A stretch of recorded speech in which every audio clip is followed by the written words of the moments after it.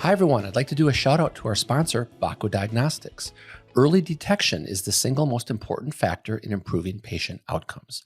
The Bako Diagnostics team recognizes how impactful a podiatric physician can be and remains committed to supporting you in your role as the first line of defense in diagnosing conditions of the lower extremity. Thanks to the unwavering support of their clients, Bako Diagnostics has been able to give back to the podiatric community for 16 years by providing podiatric educational resources and advocating for the position. Bako Diagnostics, helping podiatric physicians keep America on its feet. If you have not yet had the opportunity to utilize Bako Diagnostics services, get started today by sending an email to corporaterelations@bakoddiagnostics.com. The first 50 podiatry offices who request a starter kit will receive a Dean's Chat mug. Hi, everyone. Welcome back to Dean's Chat, where we discuss all things podiatric medicine. My name is Dr. Jeffrey Jensen. I'm the Dean at the Arizona College of Podiatric Medicine and the co-host for the Dean's Chat podcast. Once again, I'm joined by my co-host, Dr. Joanna Richey. Hi, Joe. Hey, Jeff. How you doing? Doing good. I'm freezing in South Florida. I don't know what's going on. It's like the most bizarre that Florida has a 2 in the front number of the weather. That's just, it's like Arizona getting that. And we're like, we don't even know how to function. Like, what is this crazy? Yeah, believe it or not, Sunday morning it was 27 degrees and with wind chill it was 12 degrees. So that's unheard of now. Yeah, nope. All right. Palm trees don't do that. Well, hopefully the weather will change. Joe, we have a phenomenal guest today, an Arizona College of Podiatric Medicine alum. I'd like to welcome Dr. Ryan Rigby to Dean's Chat. Welcome, Dr. Rigby. Thank you, Dr. Jensen, and you and Joe are so kind to have me on. I'm very excited about this. Well, thank you for joining us. Dr. Rigby, we're very informal on Dean's Chat. If it's all right with you, we'll go first names, Ryan, Joe, and Jeff. Perfect. Well, Ryan, thank you so much for agreeing to come on and share your experiences and your expertise with us. It's so fun. You and I were, you were my upperclassmen. I won't say classmates, but you were my upperclassmen.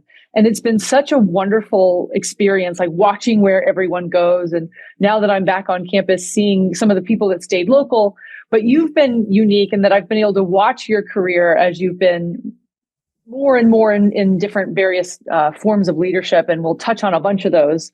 But just to give you a brief bio real quick, we'll start with education. You went to the Utah State University and got your undergraduate studies in College of Public Health. And then you went on to get your doctorate of podiatric medicine degree from the Midwestern University. You were the very first graduating class. Went on to do your 3-year surgical residency program with Oakwood Healthcare System in Dearborn, Michigan, and then completed your fellowship with Sarasota Orthopedic Associates and Foot and Ankle Fellowship under the direction of Dr. Cottom and Dr. Gordon. I'd love to start with, you've had a big influence in the sports medicine community, and we get a lot of students that are really interested in sports medicine.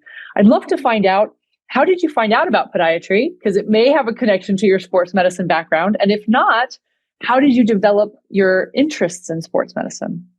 Yeah. So I love sports medicine for a couple of reasons. Athletes are a lot of fun to deal with. They're usually typically very motivated to heal. They're young, they're healthy. And so they're just fun all the way around. The pathology is challenging, but there's a goal, and that's get you back to where you were. And so I love that. And then I love sports myself. And so it mixes very well with my personality. But to answer your question, I found out about podiatry not through sports medicine, actually. So basically, I was doing my undergrad studies, and I saw a presentation at the university by a group. I don't even to this day know who they were. But they showed a medical mission fixing club feet. And I looked at this and I saw these little crippled children, I didn't know what it was at the time, but they had clubfoot, and they showed before and after, and I don't know where they were, but it just hit me like a ton of bricks. Like, I have got to do that. That's incredible to be able to go somewhere. And I mean, in reality, change a life, like truly change a life with a surgery to where someone can potentially walk, which means they can have an easier time holding down a job, providing or taking care of a family. All of those things open up if they can have 2 legs to walk on. And so it just hit me. And I said, I've got to do that. What does it take? And I went to the hospital. I met the local podiatrist, and he's like, yeah, that is our field. That's what we do. And I just set this goal of I have to go on a medical mission. So whatever profession takes me there. And from that moment, it was, well, podiatry is for me. And I never looked back. Oh, that's awesome. And you have had the chance to do medical mission work, which I'm hoping we'll have time to touch on in the end. But before I get too far ahead of myself, Jeff, what are your thoughts?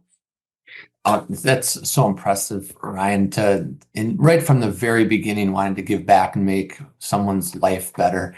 You ended up coming to Arizona, and Dr. Page is a very well-respected leader in our profession, and he's a mentor to basically all three of us.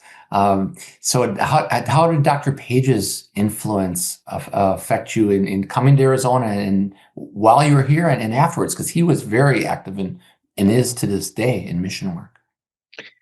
Well, I'm glad you asked. I love the opportunity to speak about Dr. Page. He does hold a special place, honestly, in my heart. I had several schools lined up to visit. Arizona was the first one. Obviously, being a part of the first class, there was some concerns, some hesitations. And so I went there thinking, well, maybe I'll see what this is all about, but there's other schools I'm very interested in.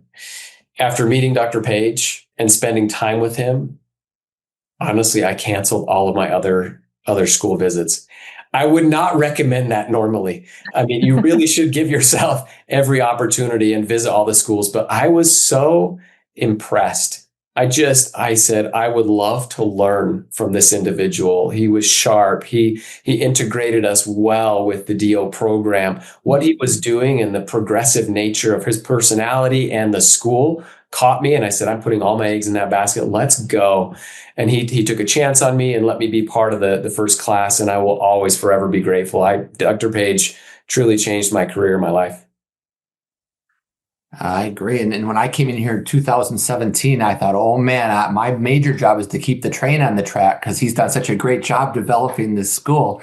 So, I mean, over the years, Ryan, we've had so many wonderful students. And to this day, every year when board scores come out, we know we're going to be at the top of the heap. So thank you for being in that inaugural class. I was also going to mention, Joe, that every time we come in the back door at Glendale Hall, the inaugural class has their footprints embedded on this wall. And Ryan, I see your name all the time. And so it's so great to have you on the show.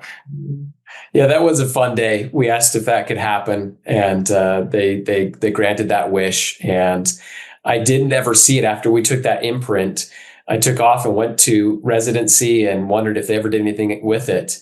But I was able to go back to the school just this last year and track that down and got to get a picture next to it and show my wife and everything. It was over 20 years later. And so that was, it was fun, surreal, really surreal for me to go back and see that. Time flies. It's unbelievable. That's true. So Joe, you asked me my thoughts. I just got carried away there a little bit. No, that's what's so fun about the show, right? Is all the reminiscing. And then also like this small nature. And it's incredible when, as we've talked to different people, Ryan, you find out how many ripples and how many people one person has influenced and impacted in their career. And actually, you were a person that has impacted one of our current students, one of our phenomenal current students. You have always been the inspiration to, I think, the dedication that he has and the work that he's wanting to do. And so these full circle moments in your career, again, I don't want to get too far ahead of myself. And it's hard when I know somebody like I don't know you that well, but when I know you in the sense of what your education experience was like, and then watching you from a periphery, I'd love to kind of go down what led you, because you did a fellowship much earlier than fellowships were really popularized. At this point, I would say they're much more commonplace, mainstream. What was it in your career journey that started putting you down that path specifically? Yeah, great question. I was not convinced to do a fellowship originally. I started exploring career opportunities and nothing was unfolding.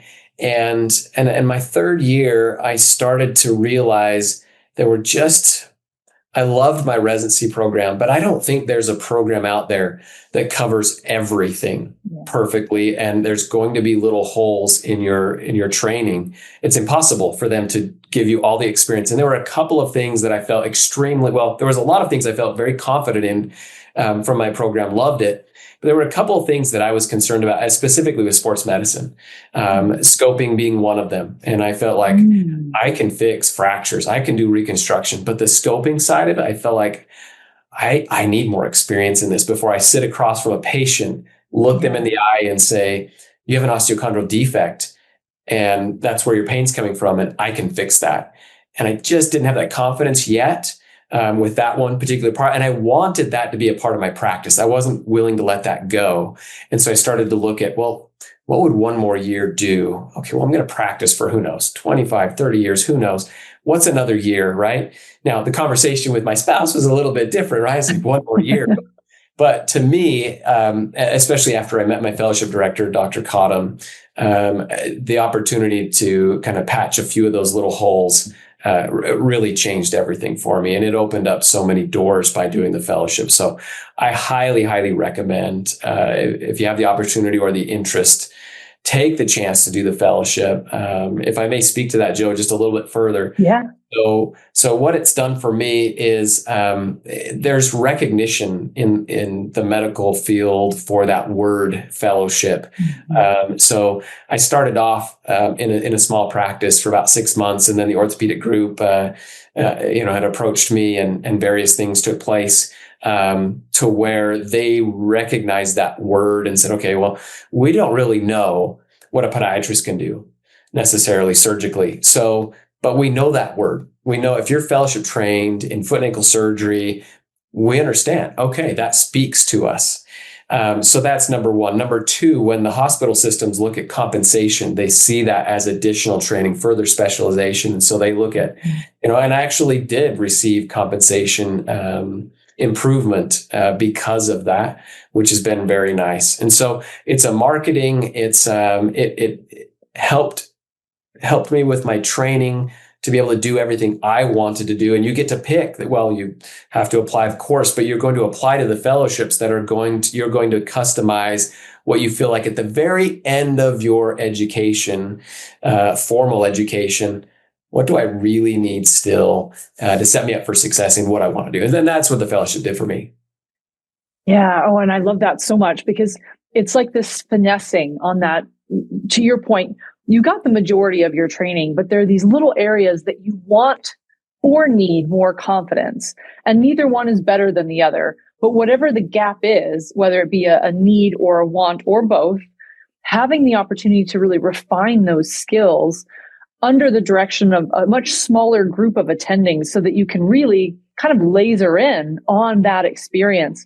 I think it's really spectacular. And certainly we've seen you go on to your section editor for Journal of Foot and Ankle Surgery in the sports medicine category. You've been a team physician for Utah State University and a whole slew of different high schools. How did you start getting involved as a team physician? So our group actually had the contract, but it took time because the coaches, the trainers, and even our team physicians on staff, they don't know who you are. So my best advice is if you're really chasing that, which you should, if you have the passion for it, you can absolutely do it. Try to find a group that already has a connection in some way with the university, but don't come in and say, hey, I want to be involved, or you need to let me be involved. Don't try to push your way in. Just get started and do really good work and give it a year or two and let them get to know you and trust you. And all of a sudden, conversations will start to happen. And instead of, well, we've got to send this out here. Why would we do that? We have someone that can do a Jones fracture easily, or take care of that Lisfranc or that turf toe or that Achilles rupture or whatever it is. We have someone doing that. And honestly, one little secret is, with my ortho partners, we have our areas where the computers are out.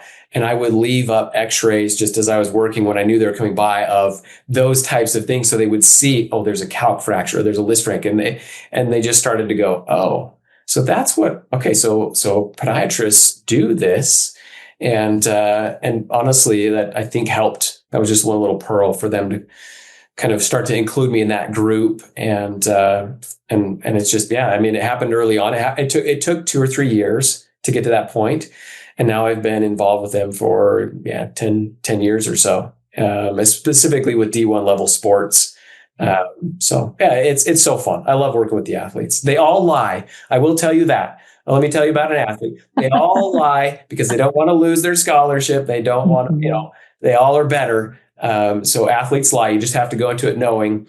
And you have to have your objective criteria. Yeah. You can't always trust entirely what they're telling you. You have a little skepticism with them, but at the same time, love their motivation, right? Love their motivation. Oh man, so much to unpack from that. Jeff, your thoughts? Thank you, Joe. Ryan, I have a question for you regarding working with colleges and high schools, because a lot of our students aspire to do that, of course. What does that look like on game day? Are you at all the games? Or are you the podiatry referral? Should there be a problem, or a little bit of both? Just kind of give us kind of a vision of what that looks like, both at the high school level and the collegiate level.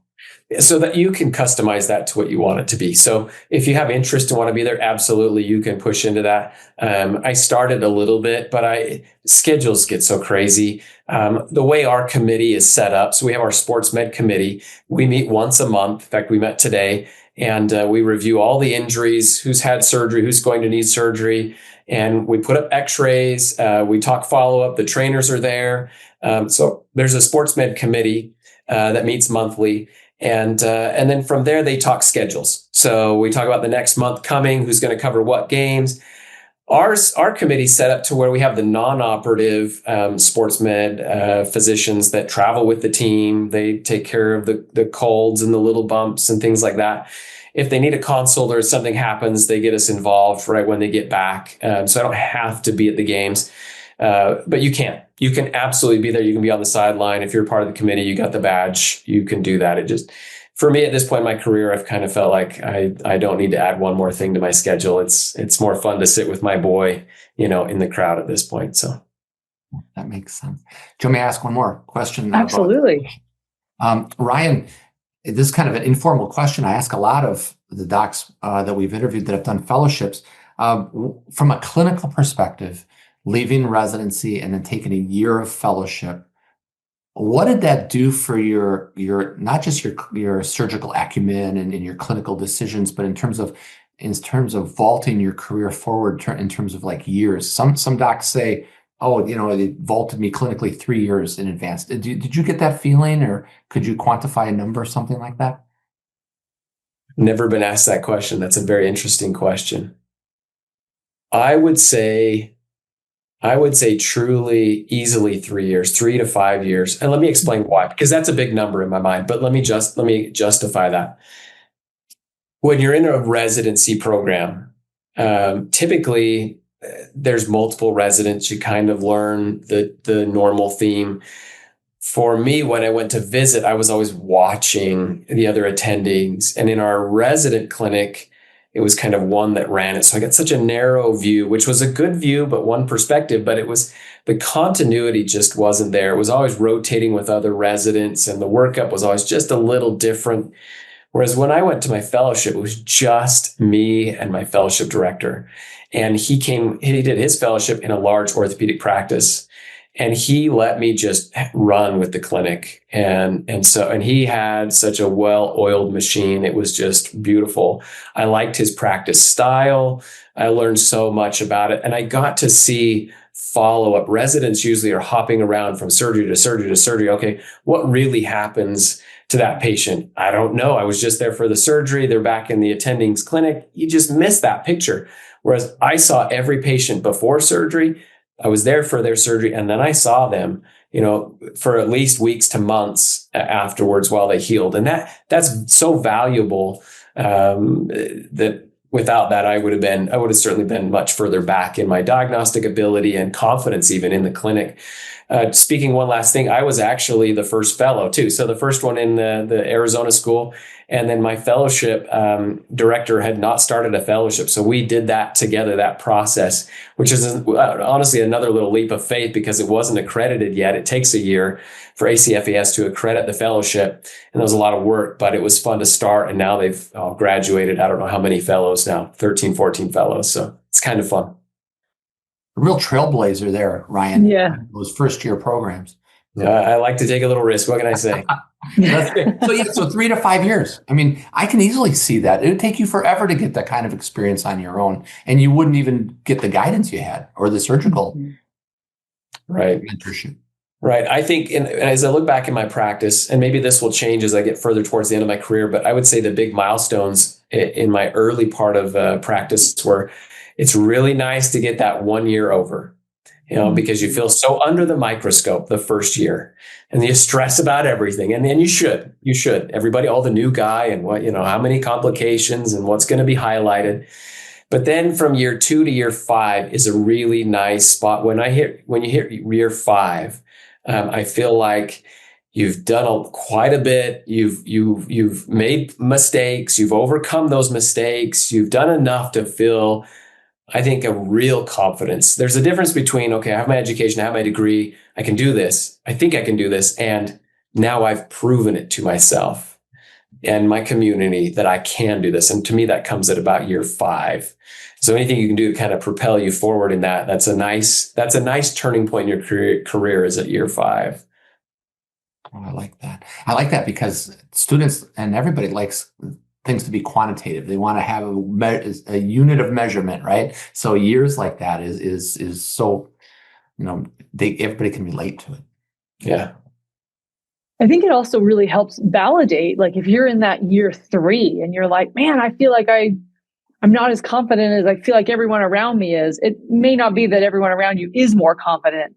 It's the building of that experience. And I like what you said, Ryan, that if nothing else too, that's part of what the fellowship provided was the ability to come out and you feel some confidence because you have had that year that you've been with someone, you've seen it, you know it, you feel the capacity of being able to reproduce that experience.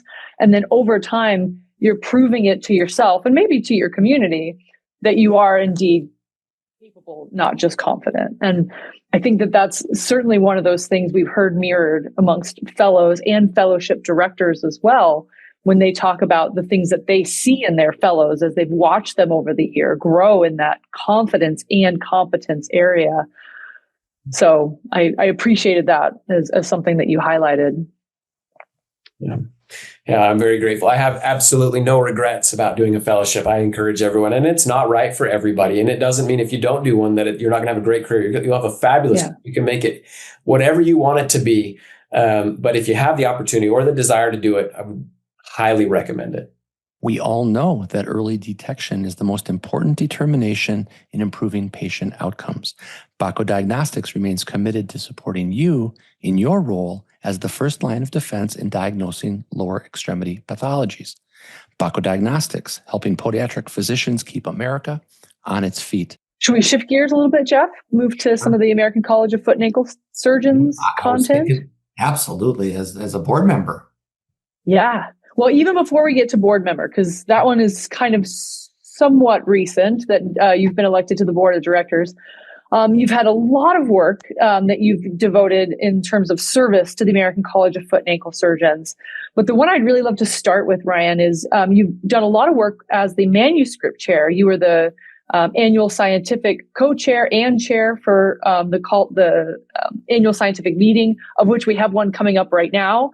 And so there's a behind the scenes, though, to the manuscript portion. And one of my favorite portions of this meeting is looking at all of the different posters and the scientific manuscripts that are being presented.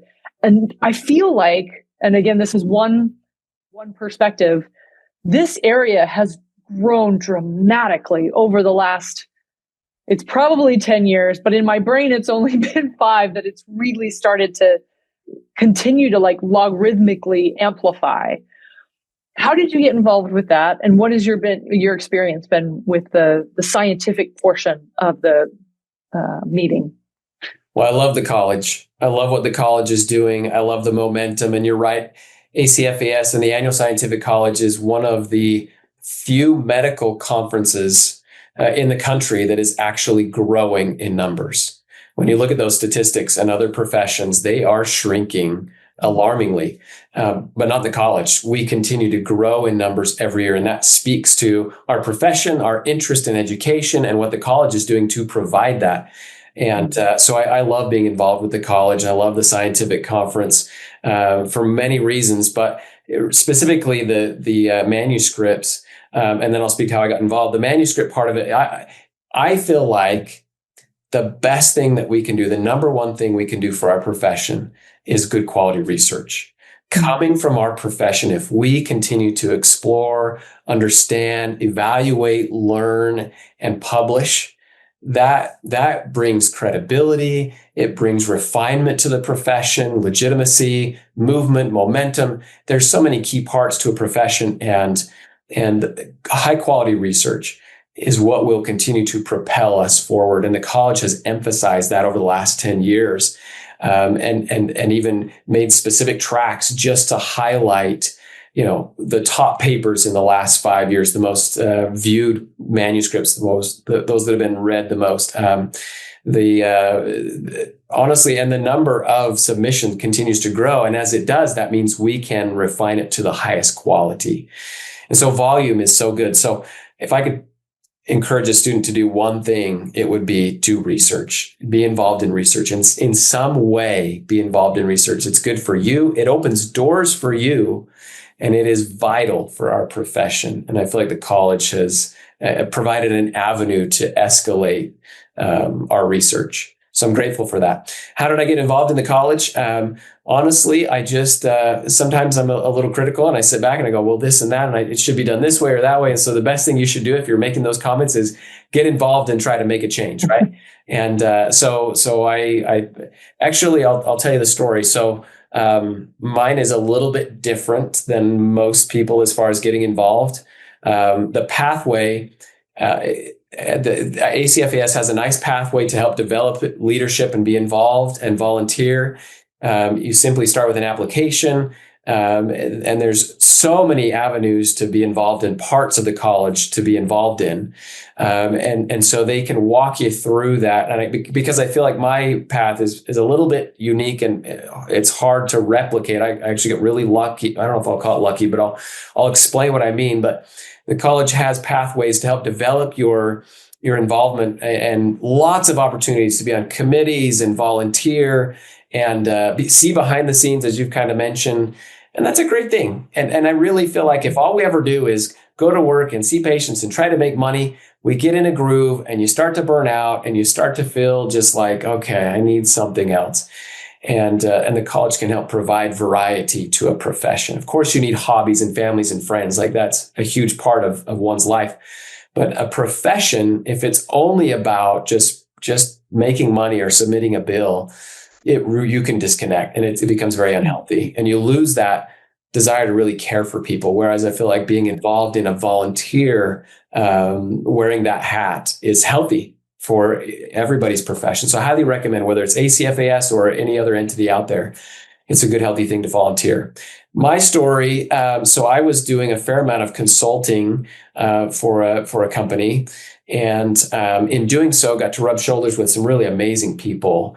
And all of a sudden,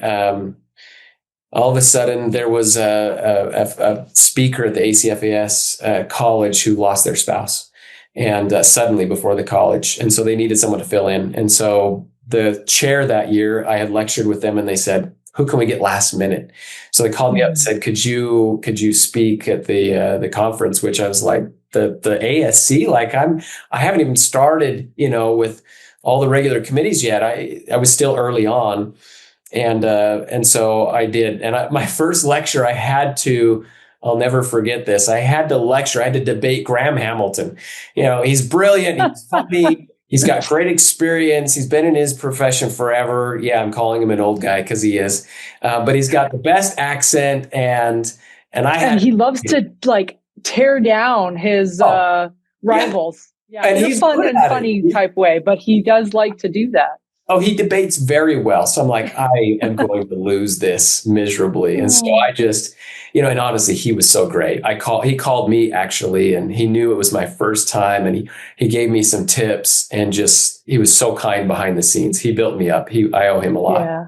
And so I did that and got it over with. And it went well. And from there, I just haven't looked back. I was invited back, and it just has taken off. And so I think it was a year or two after that, I was invited to be part of the committee, the annual scientific conference committee. And I did that for about 6 or 7 years. And towards the end, the last couple of years, I was the chair, and a little bit of time as the manuscript chair, I think for 2 years as well. So lots of different experiences. Volunteering's so healthy. It's good. Highly recommend it. Yeah. It was funny coming back from a meeting. One of my goals 2 years ago was to not work on the airplane, because otherwise all work and no play makes you burn out and become a little bit just overspun, I think. So I started actively reading. And so the one that I was just reading was Arthur Brooks, who researches happiness, and Oprah Winfrey, something to the lines of, I'm going to get this wrong. Oh, wait. Build the life that you want. There you go. I just looked it on my bookshelf. And one of the things that they talked about, they have 4 key principles, and one of them was service. And so that resonates very deeply right now, Ryan, in terms of like, that checks the box. Certainly anytime that you're starting to just feel entrenched and overwhelmed, having that opportunity to give back in any capacity, whether it be professionally or personally, can absolutely help fill that cup back up, let you pour a little more out again. Jeff, what are your thoughts? Well, I concur. And listening to you talk, Ryan, it's interesting because, in giving back, you're kind of figuring out, how do I give back? Where do I give back? And what are my talents or capacities? And it seems to me that the first step is always the hardest. Whether like your first lecture is the hardest, then it becomes easier. If you're doing research, your first paper, your first literature review is the hardest. Then you know how to do it. Then it becomes easier. Your first can be anything. It can be consulting. Your first consulting gig is the hardest, but you learn from it and you can give back. So giving back seems to, it's kind of like that first step is the hardest, but once you do it, everything kind of snowballs from there and it's easier. So I think that's why you see so many people in the profession, once they start, participating in whether it's APMA or ACFAS or ABFAS, they just kind of continue on doing it and it becomes part of their career, which I think is very fulfilling. Right. I totally agree. And I think you also start to build relationships with people, which is the other thing that makes it not just like, well, this is my job, right? There's something different between a career and a craft and a job. And those relationships also then provide other opportunities. And it sounds like very similar. And I love Jeff's quote, the harder you work, the luckier you are. So to your point, Ryan, it was not just luck that is the reason that you were in a position to be asked to do something, but having those kinds of relationships, and not in a transactional way, like, oh, I want to be friends with this person because they're going to help get me to this next place. There's certainly something to be said for building your network of mentors and also having a network of friends, of people that are just in your life in a similar capacity, that understand things through a lens that you have lived, and having that kind of shared experience. Those are the people you reach out to when these opportunities come up. Like, oh, I worked with Ryan on this. I would love to get him. He would be perfect for X, Y, or Z. In fact, we were just interviewing someone and there are 3 different things that I could think of off the top of my head. I'm like, this person would be great in X, Y, and Z. Like that's just the way we as humans work. When we're creating something, people that do great work, and it's easy to reach out to them because you've lived it, you've experienced it. I'd love to shift a little bit into some of the consulting stuff. Jeff, before I do that though, I don't want to, if there's anything else that you wanted to comment on. No, I think the consulting things are just kind of a part of that building blocks of a career. If you're certain that's a natural step you're going to take. Yeah. So Ryan, I've shared a lot of your videos that have been produced through Arthrex. I know that you're one of the corporate consultants and definitely a key opinion leader for the Arthrex community. But your videos, for which, again, I find really great videos that teach things very clearly for students. And Arthrex does an amazing job with animations that are a simplified version that for a student and an early learner really helps them understand what exactly is happening in this procedure. And then also having surgical content. And I think they're one of the companies that does a really nice job with that. We also love corporate sponsors that do a great job giving back to the community.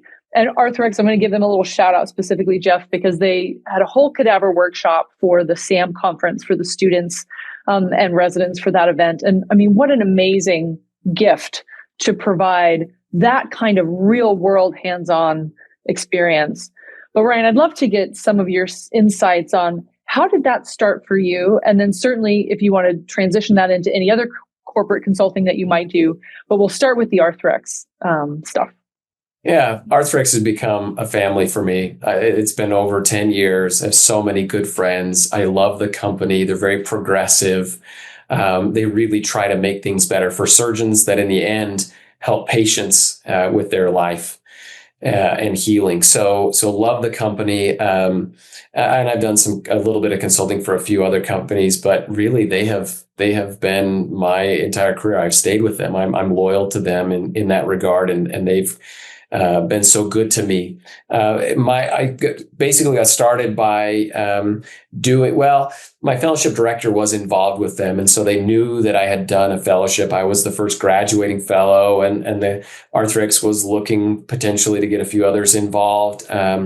And in my area in Utah, they didn't really have anybody. And so they wanted someone that would maybe help increase awareness of the products and such. So it started small. It started with just little local day labs. And so they say, okay, put on a little course for us, give these talks, and we'll reimburse you this amount. And it's just kind of a single day contract is the way that works. And so you put together your presentations, they bring a couple guys in the area, and you do your thing and give a few talks.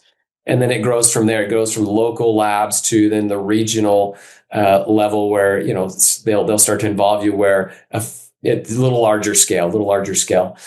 From there, they usually will try to see how it goes at the corporate level. They'll bring you into their headquarters, which is in Naples, Florida.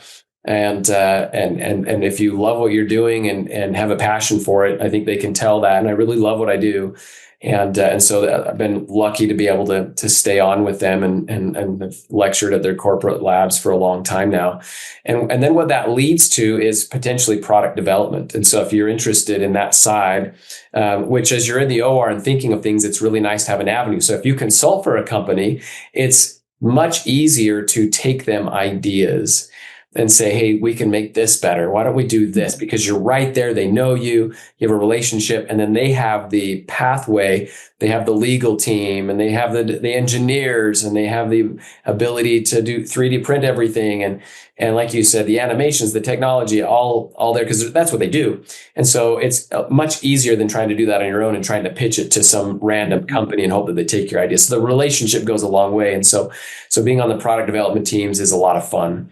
And it goes both ways. Actually, I take them ideas, and they also bring ideas to me and say, hey, we'd like to do this. Do you want to be on the development team? It's our idea, but we'll have you be involved. You'll still be on the patent. You used to get royalties in the end. So I enjoy the product development side of it. It's good financially, and it's just fun. It's fun to see things that you conceptualize come to fruition and have people use. The consulting side is not for everybody, but it's been a great thing for me. And I've met so many people in our profession, and Arthrex does a really nice job of integrating our profession with the orthopedists.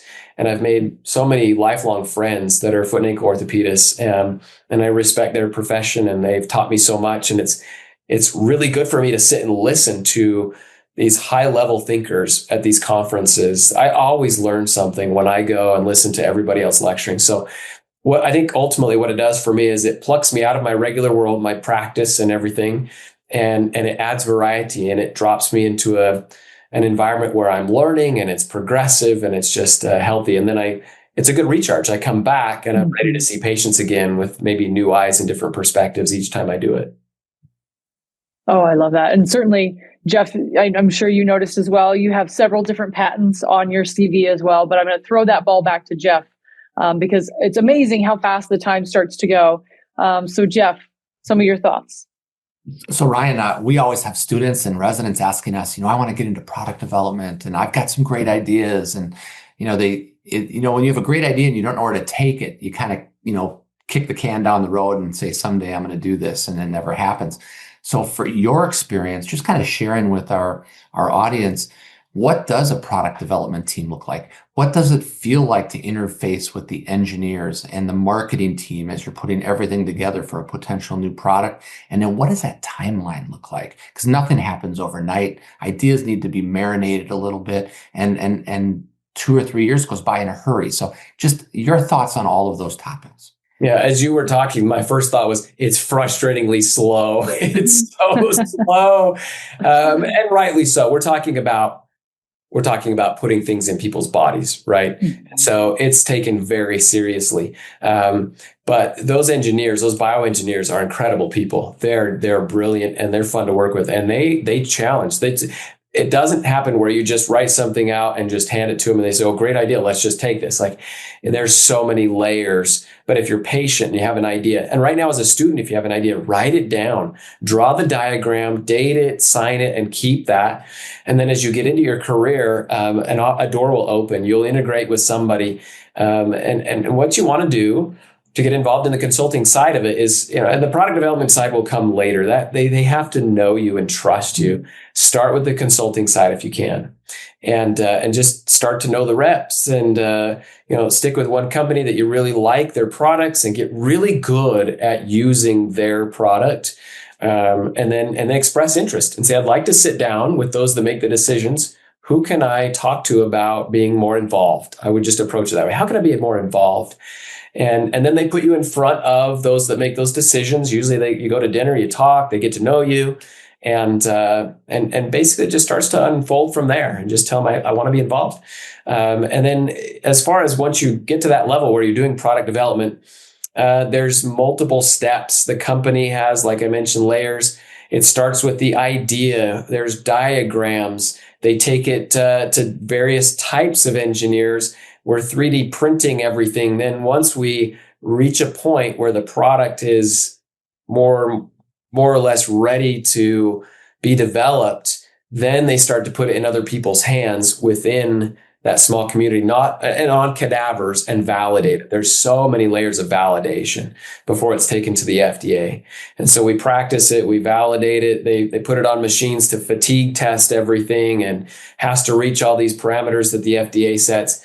And but from my side, I sit back and let all that happen, and they do the real magic, honestly, to take it to market. But I get to provide insight. Sometimes they just send me an email and say, "Hey, here's an idea. Why don't you spend 1 hour?" They pay you by the hour. "Why don't you spend 1 hour? Give us your feedback on this." And I'll give the feedback. And if it continues on, they'll say, "Come be on the team now. We're going to try to take this to market." And then there's conference calls of, "Well, should we do this or that?" And kind of hash it out. And in the end, you make a decision, you package it, you get FDA approval, and then they do the marketing. So that's a fairly normal way to go. Sometimes someone has a genius idea. This is more rare, and they can throw it out to a company and say, and usually you take it to one company at a time, sign an NDA, and show them your idea, and they may run with it. And if it's your idea, you'll get a higher percentage of the royalty. If they come to you with products, it's a smaller percentage to be on the team. But fair enough, that was their idea, and you're just helping to take it to market, to provide your expert opinion on it, basically, to be on the patent. That's great. I just think that's so wonderful. I think I've developed a few products over the years, and that market requirement document, the first one, when all the brains come together with the engineers and the marketing team, and you start with the end in mind and then reverse engineer things back and get the big picture. That is some of the more stimulating meetings I've been in my career, because there's so many perspectives that have to be taken into account to your point, to bring a product to market. And it takes a long time. So patience is probably one of the best things you can have. I totally agree. I was just going to say, don't accept the first no. If you have an idea and you believe in it, one company may not be in a place, and they may not have put it in front of the right people. If it's a good idea, don't accept the first no. Keep going. You never know. You'll hit the right one, and all of a sudden I'll be using it one day, right? So there's a lot of I tell Jeff that no is just the first word in the negotiation. Right. That's right. Well, and if you think about it, Ryan, nobody knows what the patients need more than the doctors treating them every day, seeing what works, what doesn't. So when a doc comes up with a new idea, it's almost when you bring it to a company and you've vetted it yourself already. Maybe you've already looked at USPTO. Maybe there's nothing like it. it's hard for them just to say no out of the gates. They got to do a little research on it. Mm-hmm. Yeah, absolutely. I've been impressed with that. Most companies really do value the surgeon's experience. They let that trump a lot. They think this, and you come in and say, no, I've been there. I live this. I've done this so many times. This is going to work or this isn't going to work for these reasons. And they truly do value that experience. It takes a village, as they say. That's incredible. That's awesome that you have had the opportunity to do that, and that you've been really involved with one company, more or less, to help them develop products that help our patients and help the docs help their patients, right? It's 2 levels there. Yeah, at the end of the day, that's what we're hoping for. Absolutely. Joe, just great discussion. Like you always say, we could talk about this the next hour. Yeah, but I do definitely want to do some rapid fire. Yep, let's do it. All right, so Ryan, usually I start with music, but for you, I want to start with if you could invite anyone to dinner from any time in history, living or not, famous or not, who would you invite and why? Good question. To dinner, I would probably say, honestly, I have a lot of respect for Abraham Lincoln. I feel like he was at such a pivotal time in our country's history. And yet he navigated and dealt with things. He made mistakes, but yet he kept pushing. He dealt with failure very well. I would love to ask him questions about how he kept going in such a remarkable way and influenced the country. It would be fun to sit and talk with Abraham Lincoln. I've read a couple of books about him and his life, and I admire him.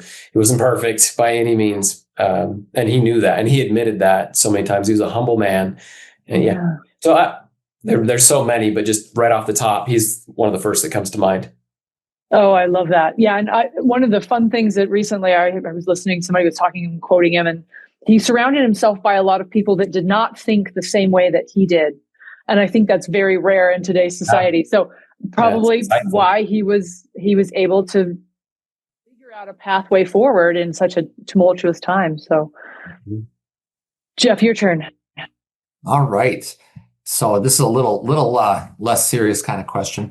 Ryan, you are going to go on a non-podiatry vacation with your family. Where are you going? And what are you going to do? Okay, so Jeff, there's a difference between a trip and a vacation in my mind. So I'm talking vacation. Okay, vacation. For me, vacation is, I love the West Indies. So I love St. Lucia and Granados and that area. It feels very exotic to me. The beaches are beautiful. It's got to be July. I love the heat. The water's warm in the pools and the beach, and just, if I can put on headphones, read a good book, the sea breeze, that is where I disconnect. And just, it takes 2 days before I can fully disconnect. Then after that, so I have to plan it to be 7 or 8 days. And to me, that's a great vacation.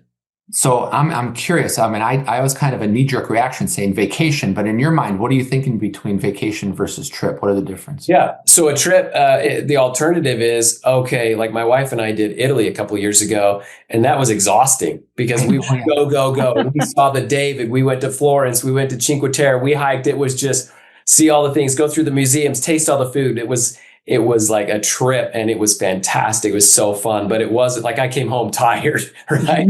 I mean, loved it, but tired. And so to me, I label them differently. Like a trip is fun and seeing places and go, and vacation is, I'm just going to park and I'm just not going to plan anything that day. And I'm just going to just recharge. So that gives credence to that old saying that the best vacations are those that when you get home, you need to take another vacation. Yeah, for sure. I love it. All right. So now we'll go back to my favorite question about what kind of music do you listen to in the OR? Oh, so I have to have variety. I can't do the same. So we put it on shuffle and just see what happens. But I really kind of like just classic 90s rock. That's just my high school days, but we put it on variety. I'm not too picky. Name like a couple bands that you like from the classic 90s, because there's a lot of routes we could go classic 90s. Yeah. So there are. So Three Doors Down, Blink 182. Okay. All right. U2, I don't know, like all the 90s stuff. Okay. Yeah. U2 is probably my favorite band of all time. Which one? U2. Okay. All right. So very classic. Yeah. U2 is phenomenal. Okay. Your turn, Jeff. Just a little side comment on YouTube. The day I took the MCAT, I went for a run and I listened to U2 to kind of get me ready. The whole that day is sunk in your brain, isn't it? Joshua Tree, the whole album. Oh yeah. That's See, cool. Joshua Tree was organic chemistry for me. It's like so that's a negative. That's a no. I guess it depends on how you view organic chemistry. But my commuting and then it's yeah. Joe, I see you, just another sidebar, Ryan. I see Joe just taking organic chemistry and just ripping it up, tearing right through the course. Oh, we are polar opposites. Yeah. But Joe, no, you can have him all day long. Okay. I am not the person to hold any of that stuff against. Organic chemistry, what I liked about organic chemistry is all the 3D spatial. I loved regular chemistry, and then you get to apply it in like a whole different biological way. And it lights up all my bizarrities. Same with biochemistry. But in fairness, Jeff, there are very few things that concern the human body that I did not absolutely love every minute of my learning about it. Well, if you ask me to learn about taxes, I'm going to shut you down very quickly. But all right. I've got one more question for Ryan. This is going to bring you back to like residency interviews. If you had a superpower, what would it be? Ooh, I would love to fly. oh. You know those squirrel suits? You know, I love them. Yeah. So I actually did that, not for real, but did a VR one. And Nice. Very real. It was trippy and it was amazing. I would love to be able to fly. Flying would be amazing. Just be able to explore everywhere and just see the world from a completely different perspective. You know, some of those YouTube videos of those guys jumping off El Capitan area, like in Yosemite with their GoPros on. It's crazy. Dangerous, but exhilarating. Yeah. I was a big Dean Potter fan. He was one of the best rock climbers in the world, and he passed away in one of those squirrel suits. He tried to go through this little keyhole and he missed, you know.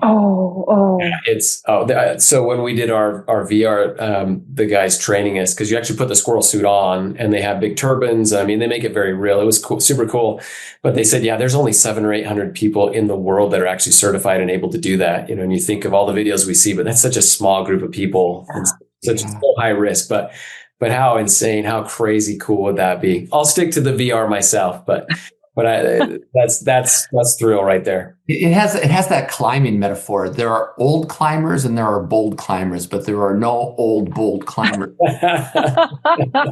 Unless you do it through VR. See, look at technology allowing us more opportunity. Yeah. Oh, I love that. All right, Joe, any last words? No, thank you so much, Ryan, for your time and just being willing to come and talk about your experiences and for all the work that you do for the profession and the community locally where you live. We appreciate you very much. Oh, that's nice of you to say. Thank you. I have the greatest respect. Thank you, Jeff, for what you're doing for the college. The Arizona school always have a special place. Thank you for what you're doing there. Jeff brought it to here and you're taking it to new heights. And Joe, I still remember this up and coming classman, following us through and where you've landed and what you do for students really is remarkable. You're changing lives. You both are. Thank you for what you're doing for our profession. It's an honor to be with you today. Well, thank you, Ryan. Ryan. Thank you so much. Thank you for all you do giving back. And I'm looking forward to seeing you in Vegas in about a month. Yes. Grab a bite. Let's sit down. It'll be fun. Definitely. I look forward to it. Well, to all of our listeners out there, if you're listening on Spotify, sorry. Yeah. I may have jumped the gun. Mug, Ryan.